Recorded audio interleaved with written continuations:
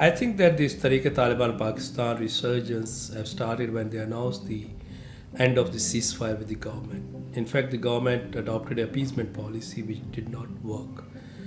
The government was expecting that after the Tehrik-i-Taliban Afghanistan, which was victor in August 2021, once it will be in power, they are going to, you can say, guide this Tehrik-i-Taliban Pakistan, and as the outcome, the government was expecting that the Tehrik-i-Taliban Pakistan would be behaving and there will be no insurgency. But the government calculation miserably failed, and as a result, Tehrik-i-Taliban organized in this ceasefire period in the Pakistan, and even there were according to the reports, there were 500 plus families which were already settled in Afghanistan. They moved back to Pakistan because they were Pakistani Tehrik-i-Taliban families, and now they restarted the insurgency. And if you see, even during the ceasefire time, sporadic terrorist acts were taking place, and many times we have seen that they were directly not, they were linking their actions with the Baloch Liberation Movement, XYZ.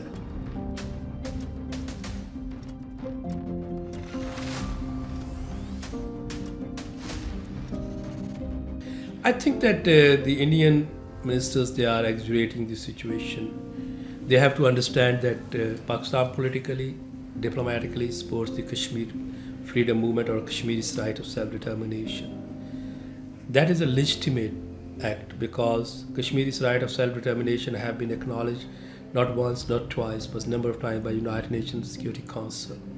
So Kashmir is a disputed territory according to the United Nations Security Council of the United Nations. Kashmir, anything which happens in the Kashmir, it's in a disputed territory. Whether we support them politically or diplomatically, we are not violating any international norm or rule. So in that context, by virtue of legality, by virtue of United Nations Security Council resolutions, I think the Indian minister's remarks were illegitimate, illegal, or lacks the content or legitimate basis.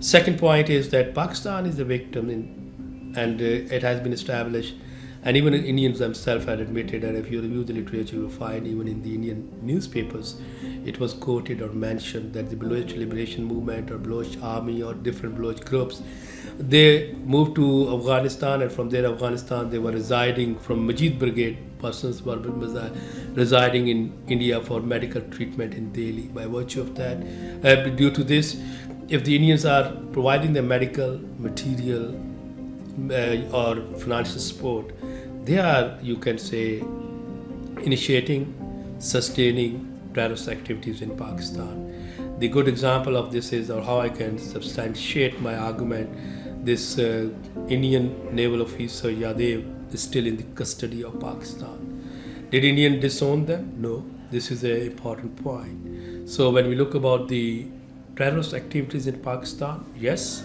there are radicalized religious groups like Tehrik-i-Taliban or other militant groups involved. But when we trace their linkages, especially their financial and material support, we find India is there.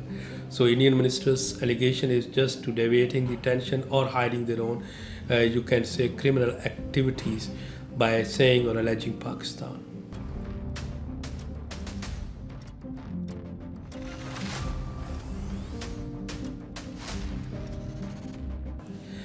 I think that first, I think it's a Pakistan's own failure. Our anti-terrorist you can say agencies, law enforcement agencies, intelligence agencies, they failed to sustain the victories which we achieved, the victory which we achieved due to Zarb-e-Azab. Still, there is a resurgence of the terrorism, and I admit that it's a failure of our government or our policies. We failed to integrate the militant group, or we were successful in hitting or quashing the terrorists, but failed completely, you can say, demising or ending the terrorism. But at the same time, if we see the asymmetrical warfare strategies, or if we can see all these kinds of terrorist activities, what we find that they have some kind of political sanctuary. That political sanctuary is associated with the neighboring states or external elements. Yes, there is a support from the external powers to these militant groups which are operative in Pakistan and bleeding the innocent citizens in Pakistan. We cannot say or nobody can deny this fact that these kind of the groups can survive without the external support. In that context, yes, the external powers, they are involved in assisting them in bleeding Pakistan.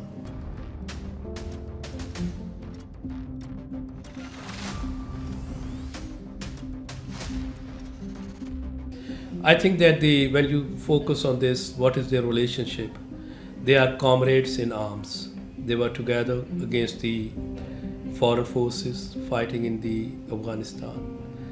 Pashtun element in Kabul always rely on the Pashtuns of Pakistan for their, and if you trace the ontology of this conflict, according to ontological approach, Pashtuns in Kabul, not now, whenever they were rulers, since they are rulers in Kabul, they are there. You can say rulership or their superiority is very much based on the support of these Pashtun groups from this. This is one legacy. Empirical data is available. Second, as I said, that they are comrades in arms. I understand that the Tehrik-i-Taliban Afghanistan or Afghan government, current government, has its limitation. They cannot act or fight against the TTP. But at the same time, they have their responsibility, being a neighboring state or having a good relations with Pakistan, that they can refrain them from nefarious activities in Pakistan. They have a capacity to refrain or limit them, and there they are failing. We are not saying that they can arrest them, they can kill them. They asked the government of Pakistan to negotiate with them. Government of Pakistan negotiated. That's the reason, as I pointed out earlier, that Pakistani government adopted appeasement policy. But at the same time, the Afghan Taliban or Taliban government in Kabul has failed to control or limit the terrorist activities of their comrades in arms. My understanding is, in this context, the failure of the Kabul government or the current Taliban government is causing internal insecurity in Pakistan, and it would be going to strengthen the trends of instability in the region, because these kind of the groups, they are not loyal to anyone. They are going to strengthen the Daesh operatives, and everyone knows this Islamic State, or what we call it, Daesh, as the tentacles in entire South Asia, and that they are going to strengthen the Al-Qaeda leftovers. They are going to strengthen the other kind of the groups. So sooner or later, this militancy, which they are not curtailing if they are not supportive, but at the same time, if they are not playing their role to curtail or limit, and in Pakistan, it is going to have a spillover impact, or you can say serious repercussions for the Afghanistan as well.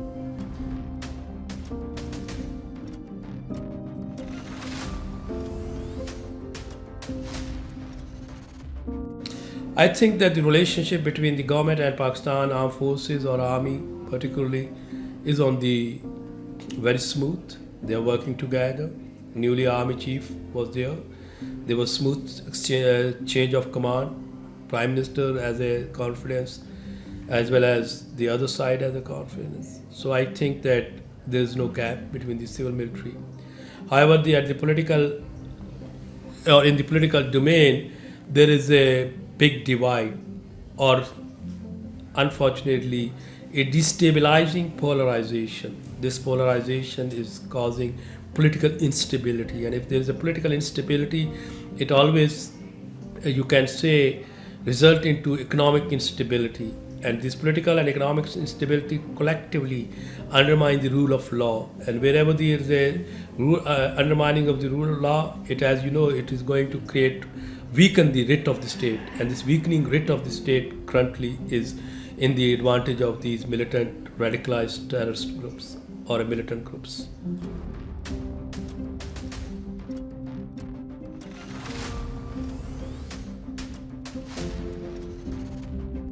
I think that first of all, we have to bridge this gap between or among the political parties to overcome this polarization, which is causing a polarization within the society. Second is that we need a proper long-term and short-term, both, counter-terrorism strategy. In that counter-terrorism strategy must focus on the terrorist as well as terrorism together. And besides it, the government needs to invest closely in developing the civilian counter-terrorism capacity.